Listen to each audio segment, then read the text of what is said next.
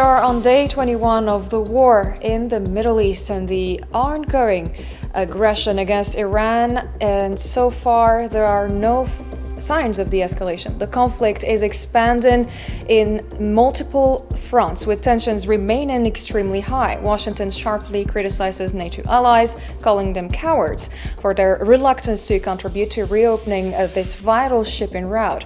In Tehran, Supreme Leader Mojtaba Khamenei has hardened his rhetoric as Iranian forces claim new strikes against Zionist and American targets. As the situation remains highly volatile, the international community is watching developments in the Strait of Hormuz with growing concern, given its critical importance in global trade. Energy infrastructure is increasingly being hit and under threat, while major powers react, calling for stability and de-escalation. We will discuss this and more in just a moment.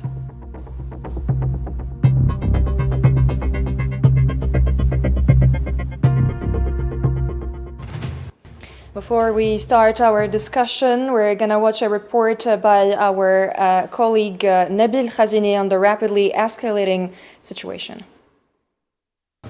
The Persian New Year, Nowruz, is usually a moment of light in Iran, a time of renewal, family gatherings, and quiet hope. But this year, that sense of rebirth feels strained, almost out of place.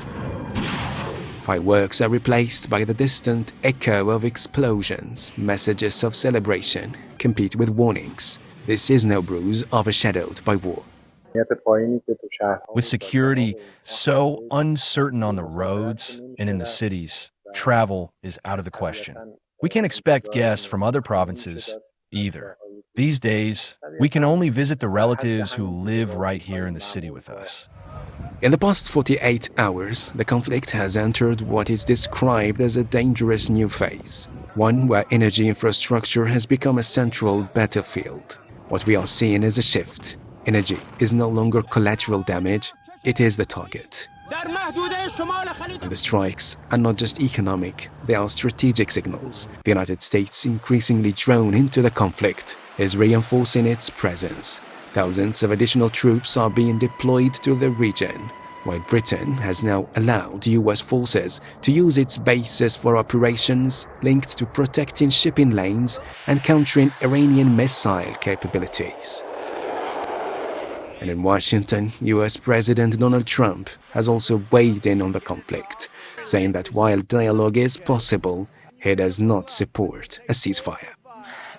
There are calls for de-escalation from European capitals, from the United Nations, but no clear framework for talks, and crucially, no trusted channel of communication. That absence is perhaps the most dangerous element of all, because as Iranians mark the beginning of a new year, the region stands at a crossroads. And tonight, as families gather around the Nowruz table, the question is no longer about celebration. It's about what comes next. And that was our latest report on a rapidly escalating situation in the Middle East. Now let's bring in our guests for our discussion tonight. Mr. Chris Sessi, geopolitical analyst and financial expert, is joining us live from Biskra. Assalamu alaikum, and thank you for the invite. Thank you very much for accepting our invite. Also, Hussein Burkan is joining us, and he's here with us in the studio. Thank you so much for having me, Mariam. Thank you very much for joining us. Thank you, gentlemen. And let's start with you, perhaps, Mr. Sassi. The UK has now allowed the US to use its bases to support operations around the Strait of Hormuz, while stopping short direct involvement. Does this signal a new model of indirect coalition warfare, where allies are actually supporting but also avoiding full participation? Well, the way I look at it, with all these news that are coming, and they are very contradictory. One day they said they will do it, the other day they will stop it, the third day they go to Iran and ask for a permit. This is a result of a persistent misreading of Iran and its civilization for more than 5,000 years. And also, it shows that Trump may have bitten of more than he can chew. The current situation, as I said before, and I will repeat it again, is not under control. The current situation is very, very dangerous for the world. As you said, maybe the Britain are going to help, but what are they going to do exactly? It's not clear, at least in my reading and all the news that I get today. And now, what you have is what is happening, that you have a war that begins with a large scale of US-Israeli strike on Iran, and then they come to us and they say that, yes, we hit all their ramp, we destruct their naval force, etc., etc. But you still have the retaliation. And as of today, we have Haifa, we have Hebron, we have the center of Tel Aviv that is also touched. So I don't know how we can read the strategy and the alliance of Trump is one day he's cursing at NATO, the next day he's asking them for help, and now he wants to have $200 billion to continue this war. I don't think it's clear, and I don't think the help of Britain is going to change anything whatsoever. Hussam, the hand of Britain is not going to change anything?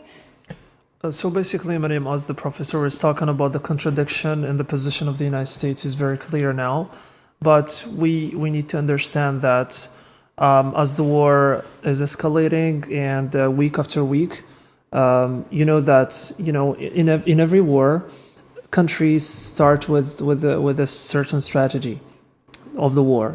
But as the war is going, they start adjusting according to the situation.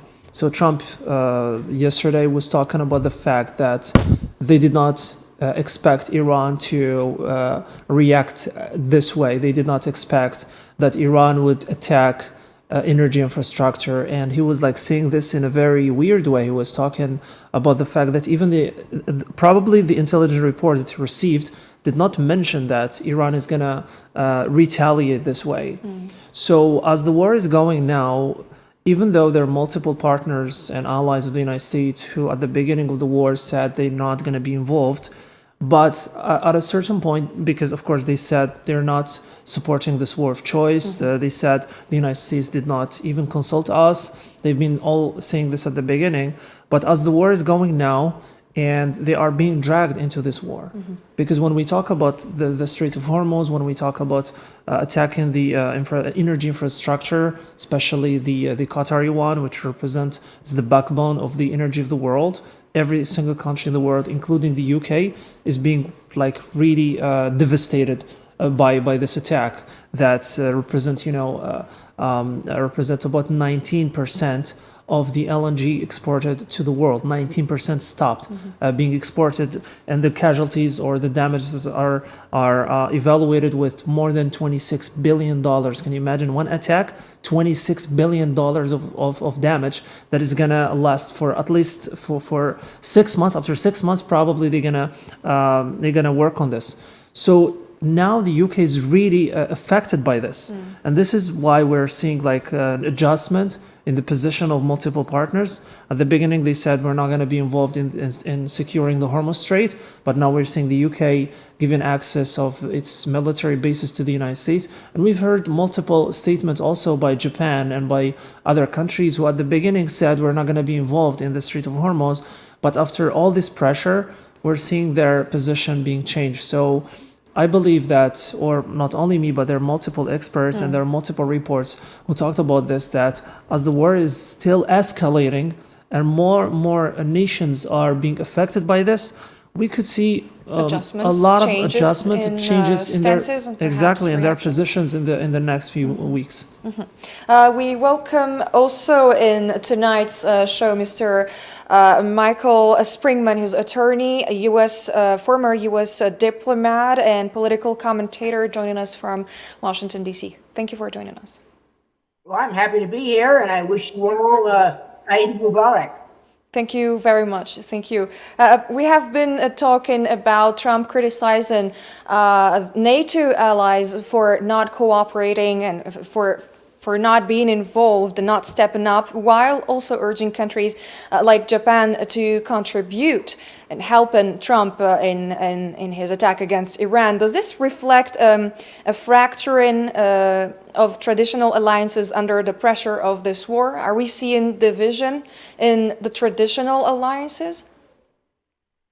Well, let me say that several parts to that question. One, of course, is that the United States has no permanent allies. It has permanent interests, except that the Department of State can't figure out what they are. For example, NATO has outlived its usefulness. It was originally a defensive alliance, and now the Warsaw Pact and the Soviet Union have dissolved. It has no purpose in being. Yet it is being used to attack Arab and Muslim states for the good of the United States and its terrorist master, the apartheid entity that styles itself Israel.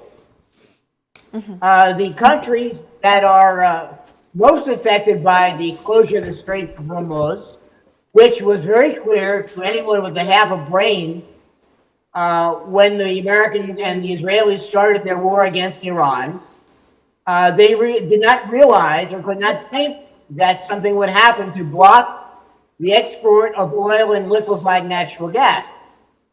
And it hurts the East Asians most of all, Japan, Korea, China, of course, but the Chinese were handy enough to stockpile a fair amount of petroleum products.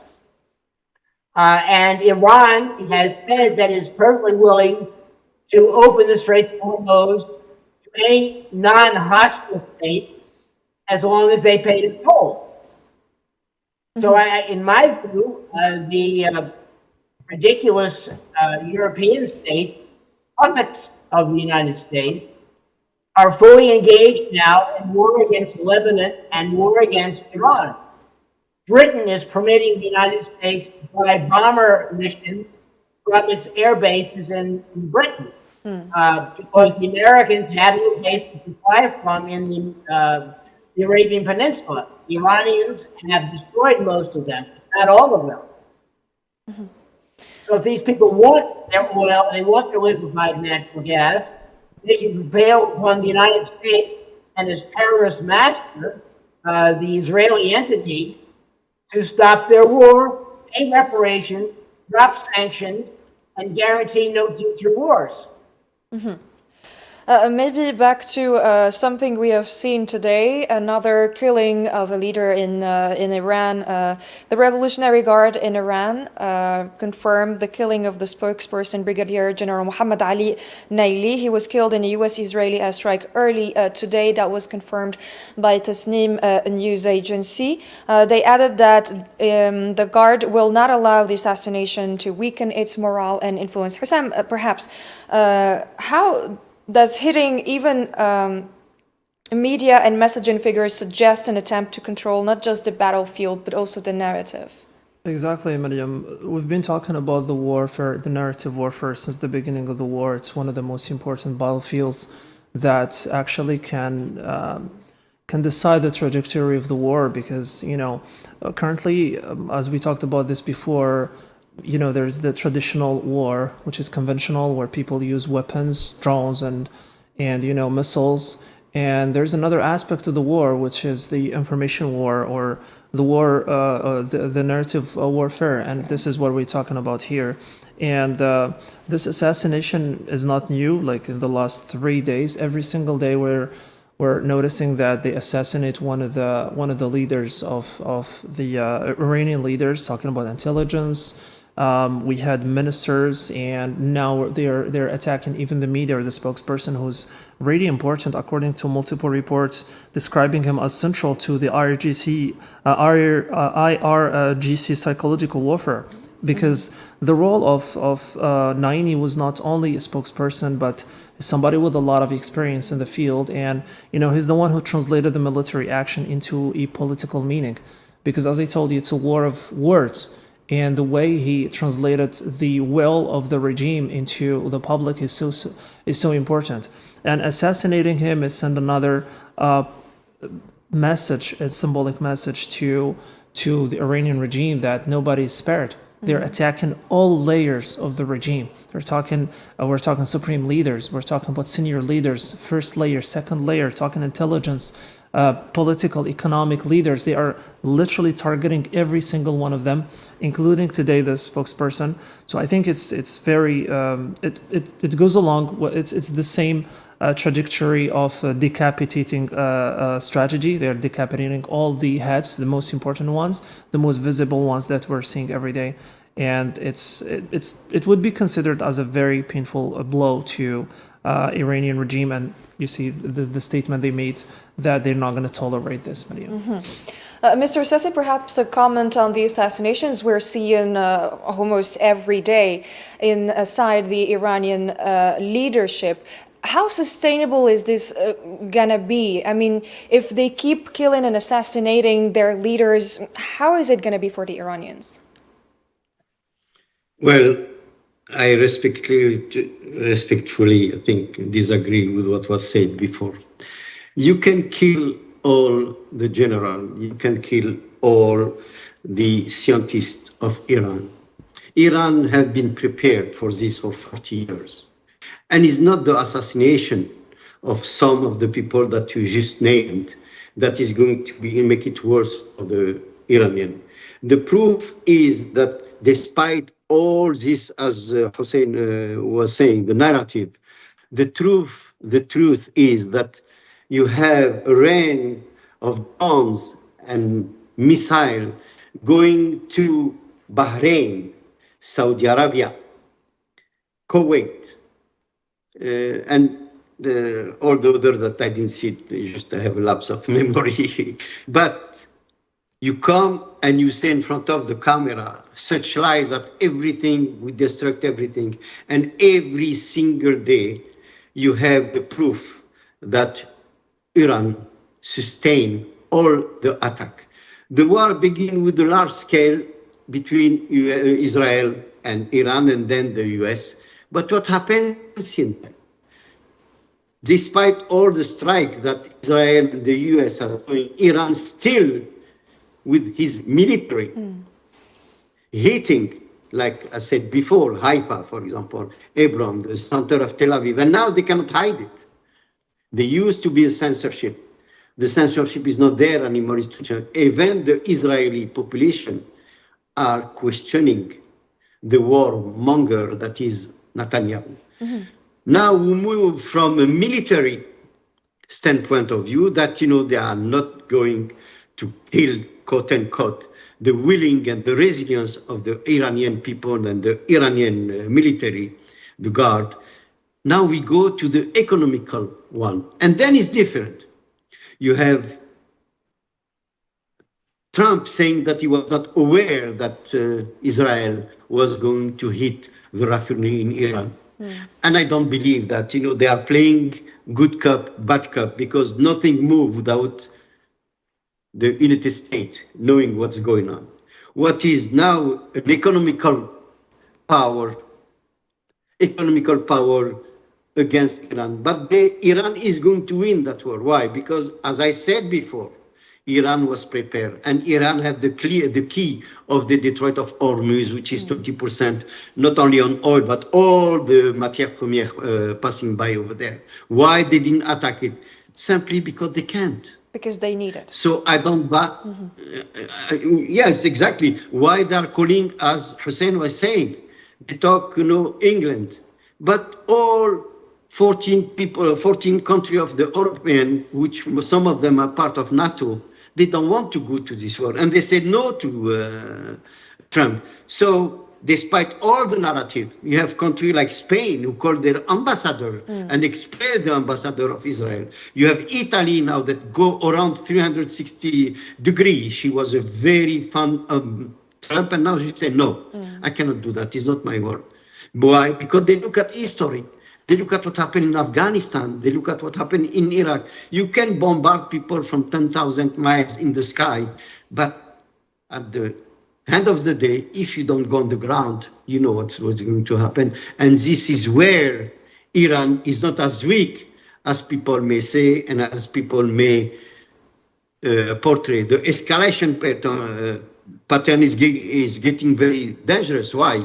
As I said before, from a geographic expansion, we started with Iran and Israel, and then it includes Qatar and all the US base that you have in Kuwait, Saudi Arabia, etc. Gulf countries. And who is winning in this target escalation? Iran still hit the base. All the base that US did have are being touched by the missile and destroyed. Contrary for what they're saying. Mr. Sessi, speaking about Iran's preparedness, we have seen that a U.S. F-35 was hit and may have been forced to withdraw during the recent operations. If this is confirmed, how significant would this be militarily, given that the F-35 is considered one of the most advanced aircraft in the world? Never, ever, that kind of plane was taken down. It happened they have sophisticated armament. And we saw it, they begin with the drone, which is $5,000, or to see where this Tomahawk missile come from, and they cost $1.5 million. Who do you think is going to gain this? And this superiority of the naval, the fifth, la cinquième force navale, ou la sixième force navale en Bahrain and Doha. What did they do? Nothing. Absolutely nothing. All the map is changing. All of it. And is in favor of Iran. You know, you talk about the GCC. The GCC, they did, as I said before, the war for 7 years. They were financing the war against Iran. He survived. And today they are paying the price. Where is America to protect them? Yet they give the dome to Israel. What did they give to protect the Doha? What did they give to protect Kuwait City? What did they give to protect Manama? Nothing, absolutely nothing. So please, let's be realistic here. Let's do some fact checking. Stop listening to quote unquote the false narrative that they are going to give us and take us for fools. This war is economically non-sustainable, not for Israel because they don't pay a penny, but for the American people. And today, more and more and more, the voices are coming out, even the MAGA land, and they say, we have to stop this. It cost us, it was 1 billion a day, now it's 2 billion a day. We spend at today's age, I think something like 80 billion with all since October 23, as I said before. So again and again, the political rhetoric doesn't work anymore. And the Iranian, what do they say? They said, we are going to go forward. We are going to decide when you are going to negotiate. Trump today said, stupidly, that he said, oh, is no one to negotiate with us. They don't have anybody. They don't have any leaders who come to talk to us, please. They did it twice, and you stab them in the back. This is why they are not fool. Fool me once, fool me twice. You are not going to fool me 3 times. Maybe now let's Israel. Let's listen to Springman's take on that. If the attack has been confirmed and if the F-35 had been really hit, does that challenge the assumption that air superiority and signal that advanced air defenses or tactics are becoming more effective in this conflict? Well, I would say yes to that. The F-35 is highly designed to avoid radar detection. However, they are not invisible to radar. You have to hit them in the right direction.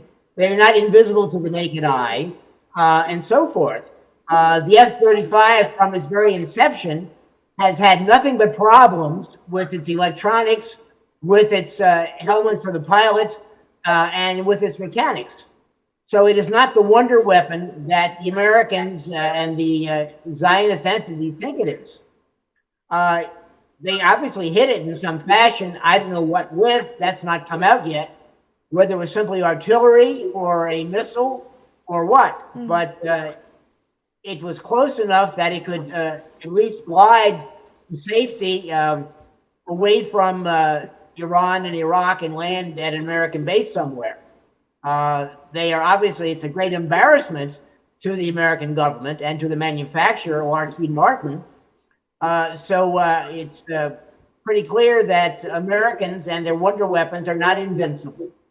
They're not invincible, Hussam. So we also have seen some experts warning that U.S. air defense face major challenges intercepting Iranian missiles like the ones called Hajj Qasem due to unique trajectories and limited response time. Exactly, Mariam. So just like as you were talking about the F-35, which is considered the pride of the American military industry, you know, the invincible F-35.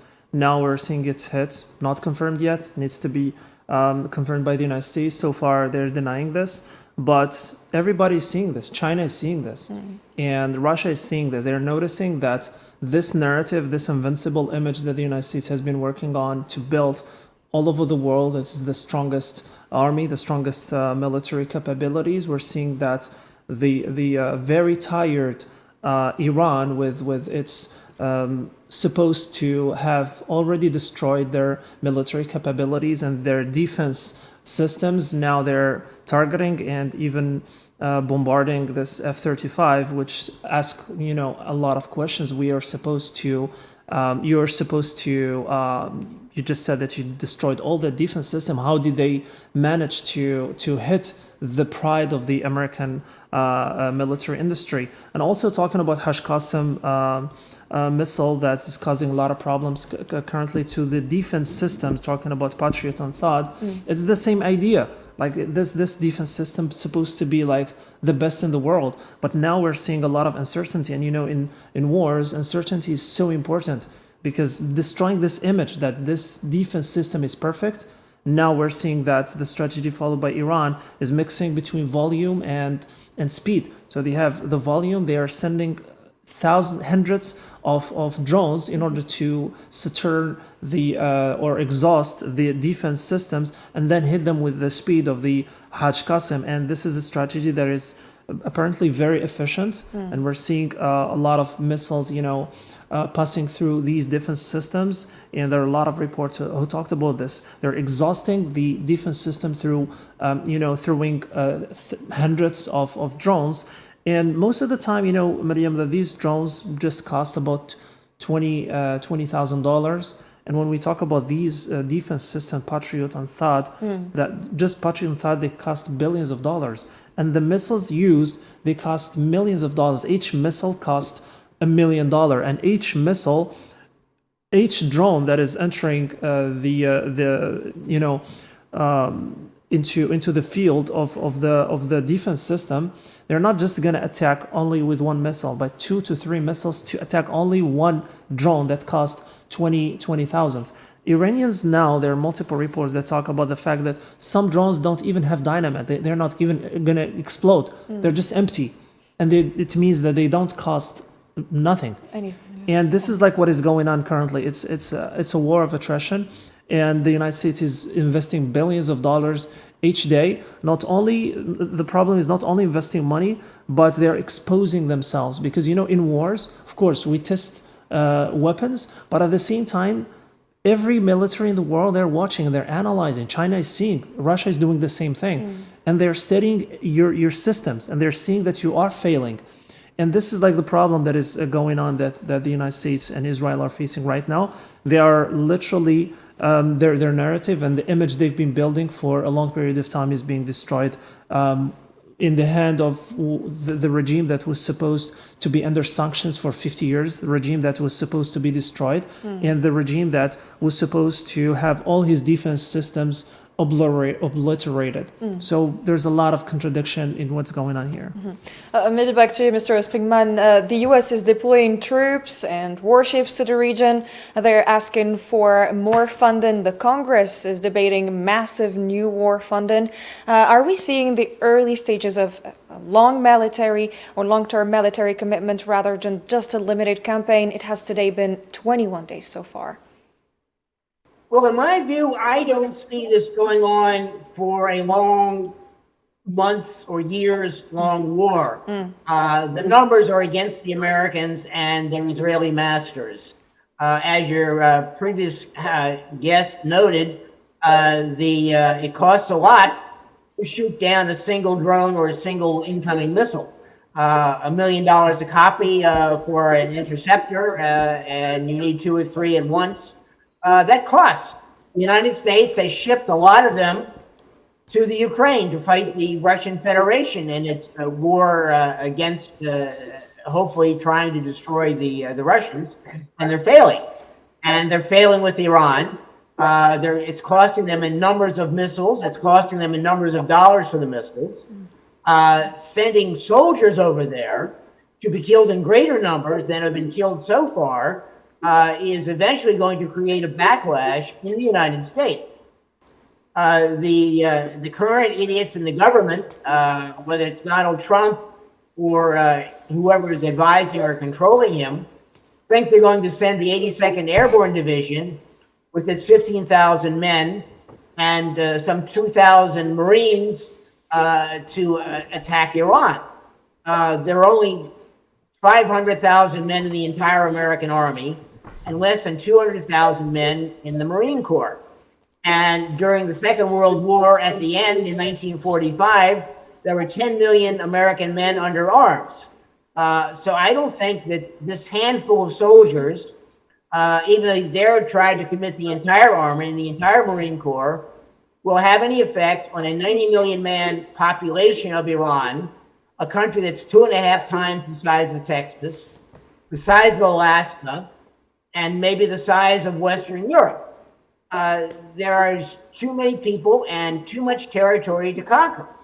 And it's going to be a long, bloody conflict. If you talk about weeks and months as length, they're not going to go until the fall elections. They can't even go until the summer, as far as I know. These people are on the knife edge of disaster, and it doesn't seem to register. People are resigning from the government. Joe Kent, the director of counterterrorism operations at the National Institute for Intelligence, has just quit, claiming that the American government doesn't know what's going on. You can't find any of this anywhere on American television. And if you look on YouTube, most of it is so censored that you're lucky to get a snippet of information about how badly it's going. And I think the censorship itself is an indication that the Americans and the Israeli entity are losing the war.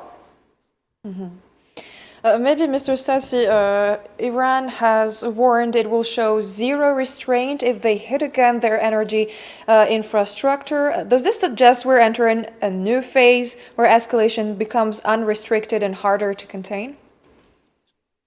Absolutely.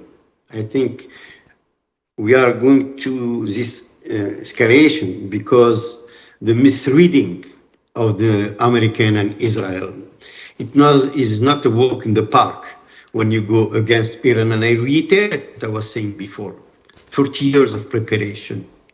As the two eminent collaborators that they were talking before me, we talk about, the war. When was the last time, for the last 50 years, that America win a war? None. Vietnam War, they get out. Afghanistan, they get out. Each and every time for the Korea between North and South, they have the demilitarized zone, etc., etc. Why? They should read The Art of War by in all academies, especially American company. You can have the best armament of the world. We cannot go against the will of the people. Look at Algeria, 132 years of colonization. The fourth army in the world. We didn't win militarily. We win politically and with the resilience of our mujahideen and shuhada, Allah yarhamhum. Then when you go further to answer your question, and I would like to touch a little bit about the capability of Iran. The strength of Iran missile capabilities. Look what they did about the Israel defense system. Yes, as the two gentlemen were saying and illustrating, the drone is between 5,000 and the most sophisticated is $50,000. The Tomahawk is 1.5 million. How many can they have when you have 500 drone coming to you. Yes, what they said, oh, it's only 2 or 3 missiles of super missile, of course, supersonic from Iran that get through. Forget about the drone. For me, it's 90% of receipt. Why? Because they hit the target where they want to go, despite all the domes. And now, as I said again, this war from a military war, it became an economical war. How long they are going to be capable of stopping the missile of Iran? See, Israel now, their defense system is like a Swiss cheese. Nobody believed that they are untouchable. Israel was not untouchable when they fight against the Houthis. Israel was untouchable when they fight against the Hezbollah in South Syria, Yemen. Israel was untouchable because they go for the genocide in Gaza. But when they have a military power, such as Iran, look what they do now. The warmonger Netanyahu went to Trump, and Trump, with his ego bigger than the White House, get through it like a puppet. And here is the result. I live in America. I am also an American citizen. I love the country. I love America. They give me a lot of opportunities. But why my tax should go to a country of 9 million people, which is a country of warmonger, the Zionists? So the war is unpopular in the US. And I know, Miriam, you can check lately all the manifestation, even with the Republican Party. 80% of the people are against it. I know I don't want to, take all the time of my 2 colleagues, but despite all the advancement that they claim, Israel defense capability remain weak comparatively with the Iron Dome, who became, like I said, the Swiss cheese. The Iran missile strike where they want to strike. Now they want to, as soon as they attack the oil refinery in Iran, they answered right away. Where did they go to? The only one, Haifa. And Israeli, despite, as I said before, the censorship, they cannot hide it anymore. Oh, they say, well, we have 1 dead and 2 cars, they were devastated. It's not true. Is the picture comparative to Gaza. And now they are testing some of their own machine. I don't want to go further and further, but we have to say that, I was saying to conclude, if I may, that Iran missile have a lot of capability, and they are a significant threat. Israel defense system is not prepared for such endurance. They can't. They simply can't. Economically, they want to put 100,000 people going to south of Lebanon. Yeah, they can do that. But meanwhile, the 100,000 soldiers that they are there, they are not in the economical system of Israel. And this, the Israeli, they are not going to sustain it because all the Israeli are not Zionists, and they understand you have the movement of the door of peace, etc., etc. And they speak the truth. Even when you read the newspaper, the Haaretz, they are asking to stop. They are asking for negotiation, despite what this Trump was saying. We will the get back Iranians, to they don't want to negotiate. negotiations perhaps later to comment on that. Maybe back to you, Mr. Springman. After the strikes and after the largest infrastructure of gas was hit on South Pars in Iran, and after Iran retaliated by targeting Qatar's Ras Laffan gas complex, disrupting a major share on energy exports. Does this confirm that the war is now directly hitting the global energy system, not just national assets? Well, as I understand it, Iran had held back from attacking any energy resources or water desalination plants along the southern shore of the Persian Gulf. However, if these statelets, the Gulflets, use or permit the United States or the Zionists or anybody else to use their territory to attack Iran, Iranians will hit back. They will strike at the water plants. They won't be able to eat cake, but they can sure try and drink sand. They will hit their energy structures. They'd hit a liquefied natural gas organization, bringing it offline. They can hit the oil storage facilities that are now full. They can hit the the pumping stations that have no place to put the oil. So the Iranians can make life very miserable, not only for the Gulf and the Arabian Peninsula, but for the rest of the world, which doesn't seem to have the wit to say to the Americans and their Israeli masters, stop this, you are destroying the world's economy with your efforts to destroy Iran, its millennia-old culture, its government, its religion, and its government. So it's very much like the wave of migrants the Americans drove into Europe not too long ago. All of the European governments wrung their hands and said, isn't this terrible? And never said a word about the American wars that were driving these people out of West Asia. So the issue is these people need to change their focus and realize that the Iranians are fighting for their very existence and have absolutely nothing to lose. Some years ago, I was in Iran and heard a well-connected Iranian attorney tell me that he had been in the Iran-Iraq war sponsored by the United States, and he had been wounded. And he said that if they were attacked again, they would fight to the last man. They would rather see Iran destroyed rather than be subject to the Israelis or the Americans. So I think this is strengthened by these repeated attacks on the various figures in the Iranian government by the crazed, murderous Israelis. All they've done is replace hardliners with even harder liners. In the case of the current supreme leader, his father, his mother, his sister, his wife, and several other family members were destroyed and murdered and martyred by these crazy people. Additionally, the prior supreme leader, Ali Khamenei, was the man who opposed nuclear weapons being built by Iran. He's gone now.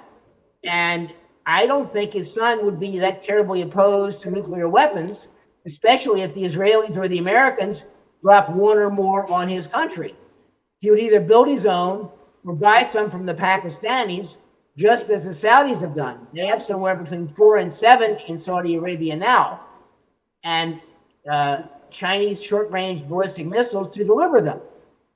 So I think, I believe, in fact, that Iran will be driven to building or buying nuclear weapons to defend themselves. If they had such bombs already, the Israelis and the Americans would have stayed home and let them get on with their lives.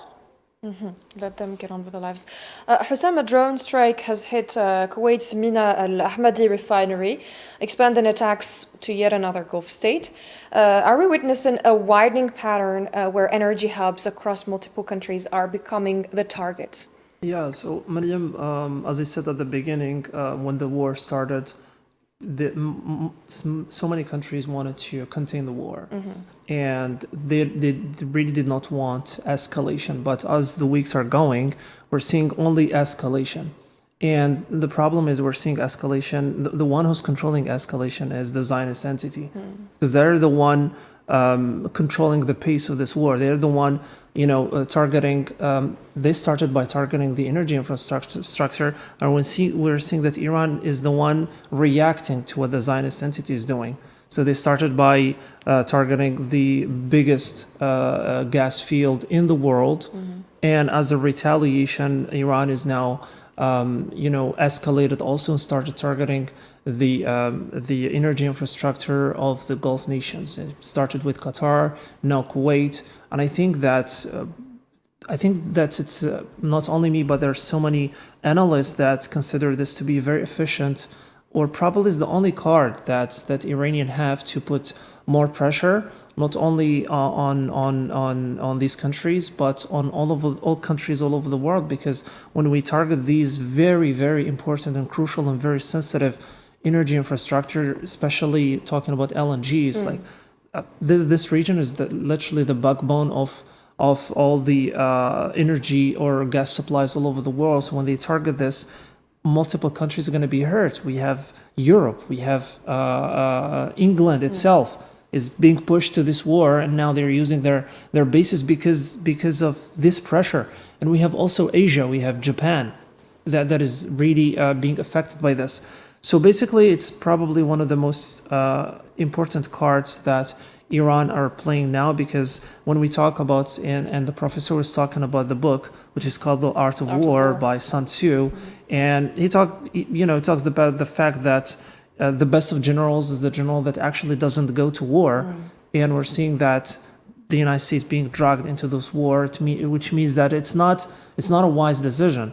So when we talk about the art of war, when we talk about the past, so the war was clear. You have two armies, and the one with the biggest army probably is gonna have much more advantage to win the war. But now, even though if we put Iran and the United States and the Zionist entity, we see the balance of power.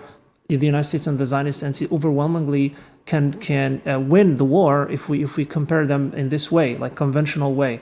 But now the world is different. The world is interconnected. Economies are so interconnected, and this is why we can play with multiple cards. And the most important card that Iran is playing right now is the energy card. So it's some kind of a butterfly effect. That's probably attacking Kuwait or attacking Qatar in a region that is probably miles away from another country, but they can be affected.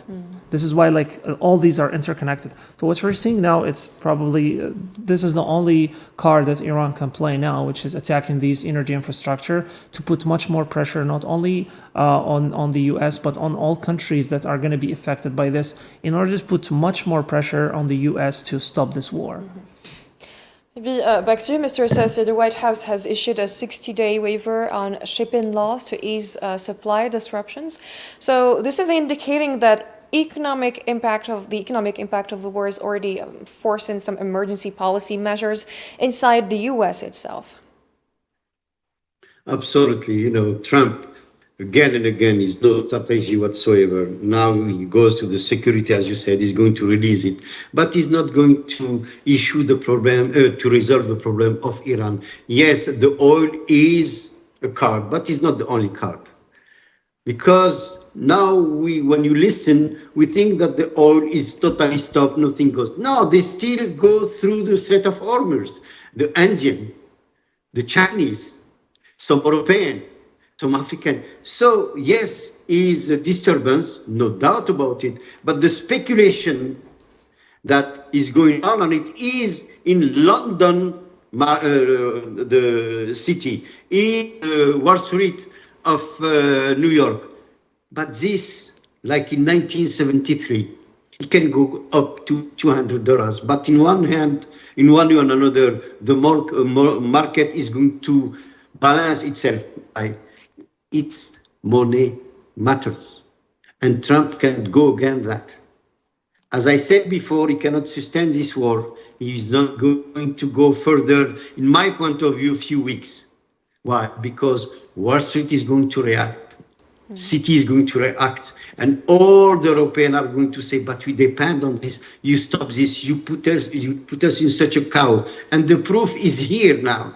Even Israel and the state are contradicting themselves. Oh, I didn't know that they were going to hit the oil of Iran. And now I was reading on the TV that Netanyahu come up and say, well, effectively, Trump was not advised about this attack.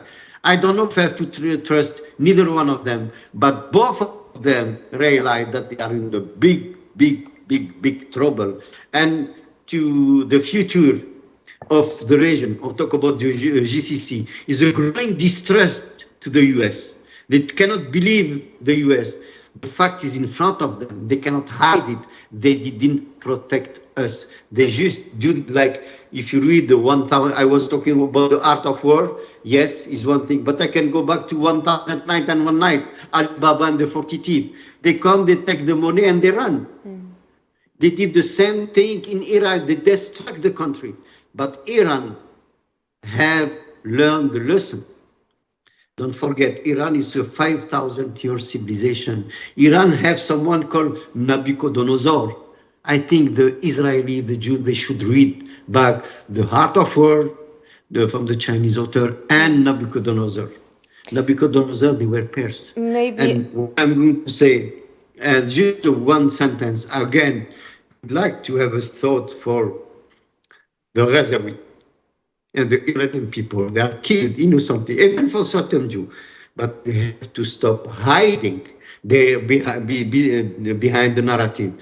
Japan, when you talk about Japan in their constitution, they cannot go to war.